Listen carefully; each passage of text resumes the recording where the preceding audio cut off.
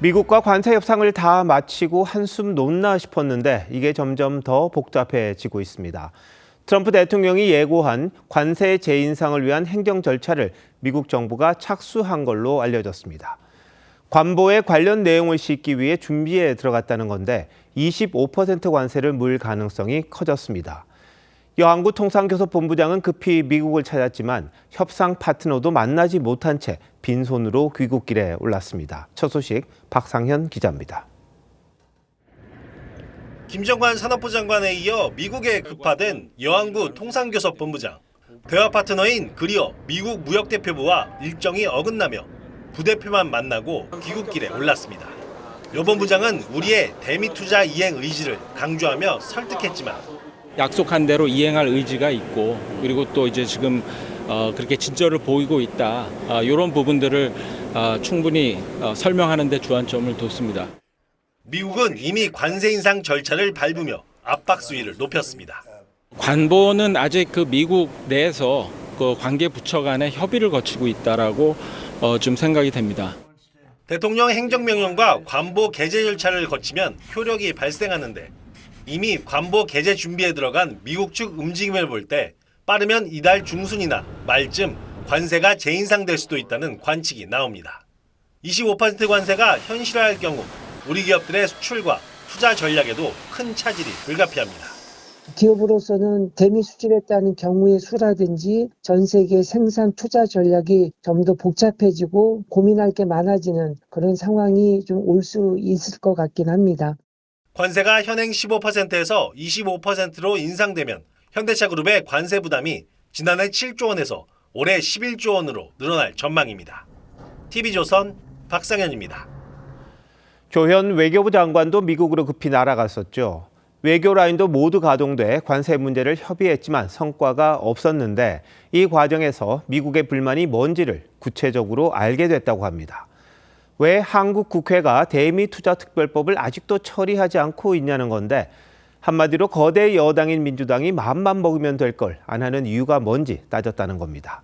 한미 외교장관 회동 결과는 신은석 기자가 보도합니다. 미국을 찾은 조현 외교부 장관은 마코 루비오 국무장관과 1시간가량 회담했지만 양국의 온도차는 여전히 컸습니다. 조 장관은 한미 관세 합의와 대미 투자 이행을 위한 우리의 노력을 설명했다고 외교부는 전했습니다. 국회 절차에 따라서 양 정부 간에 합의된 것이 입법으로 추진되고 있는 상황이라서 그러한 내용을 미치게 잘 설명하고 반면 미 국무부는 보도자료에서 한미 양국이 민간 원자력과 핵 추진 잠수함, 조선, 그리고 한국의 대미 투자 확대에 계속 협력하기로 합의했다고만 밝혔습니다. 관세에 대해선 일절 언급하지 않았습니다. 김정관 러트닉 장관의 만남에 이어 외교라인까지 가세했지만 관세 관련 확답은 듣지 못한 겁니다. 미국 측은 거대 여당인 민주당이 정보통신망법 개정안을 신속하게 통과시키면서 대미투자 특별법 처리는 미루고 있다며 강한 불만을 드러낸 것으로 전해졌습니다. 11월 중간선거를 앞두고 일찍부터 순회연설에 나선 트럼프 대통령은 관세 정책을 성과로 자랑하고 있지만 뚜렷한 결과물은 내지 못한 상태입니다. But I've made new fair trade deals with countries covering half of all U.S. trade. 북한과 관련해선 우리 정부는 조 장관이 북한의 대화 복귀를 견인하자고 했다고 전했고 미국은 북한의 완전한 비핵화 의지를 재확인했다고 소개했습니다. 조 장관은 방미 기간 미 행정부는 물론 의회 인사들을 만나 총력전을 펼칠 방침입니다. TV조선 신은서입니다. 우리 국회에선 이제서야 대미투자특별법 논의가 속도를 내고 있습니다. 당초 신중함을 강조했던 민주당이 뒤늦게 속도를 내면서 국회 비준이 필요하다던 국민의힘도 특별법 처리에 협조하기로 했습니다. 여야는 오늘 특위 구성에 합의했는데 논의가 원활히 진행되면 다음 달 중순쯤 법안이 나올 듯합니다. 이 내용은 김창섭 기자가 취재했습니다. 민주당은 지난해 11월 대미투자특별법을 발의하면서 처리 시점 대신 신중함에 방점을 찍었습니다. 이 법은 명실상부한 국익특별법입니다. 속도도 중요합니다. 그렇지만 신중함과 철저함을 원칙으로 삼겠습니다.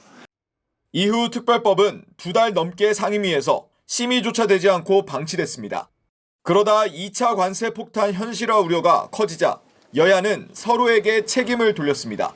국민의힘에서 입장이 국회의 비준이 필요하다라고 계속 주장을 하면서 그 법안 처리에 대단히 반대하는 입장이었잖아요. 민주당이 190세에 가까운 의석을 갖고 있는데 이 법을 갖다가 국민의힘에 책임을 전가한다는 것은 어불성설입니다. 결국 구윤철 경제부총리가 국회를 찾아 협조를 요청한 뒤에야 여야는 입법권을 가진 특위 구성에 합의했습니다.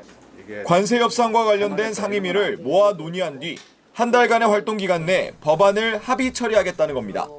국민의힘은 특위위원장을 맡기로 하면서 국회 비준이 필요하다는 입장에서 한 발 물러섰습니다.